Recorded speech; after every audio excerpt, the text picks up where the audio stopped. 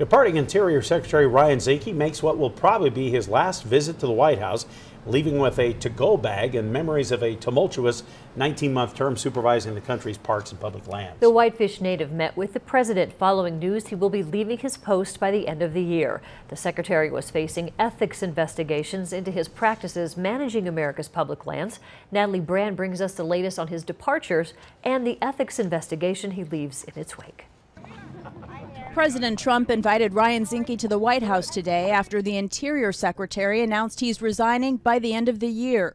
The president tweeted, "Ryan has accomplished much during his tenure, and I want to thank him for his service to our nation." I, Ryan Zinke, do solemnly swear. Secretary Zinke's time in office has not been without controversy. The Department of Justice is looking into whether a land deal Zinke struck with Halliburton in his hometown of Whitefish, Montana, is a conflict of interest. And a small two-person energy company from Whitefish landed a $300 million no-bid federal contract to repair utility lines in Puerto Rico following the devastation of Hurricane Maria.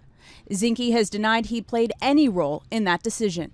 Secretary Zinke will be leaving as Democrats prepare to take control of the U.S. House, and they had been preparing to launch investigations into his actions. Zinke says he has done nothing wrong, but says it will be better for the president to move on without him. He tweeted, "I cannot justify spending thousands of dollars defending myself and my family against false allegations."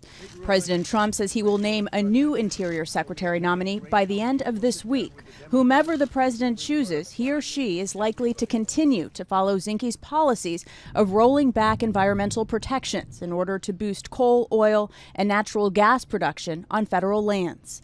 Natalie Brand, CBS News, the White House.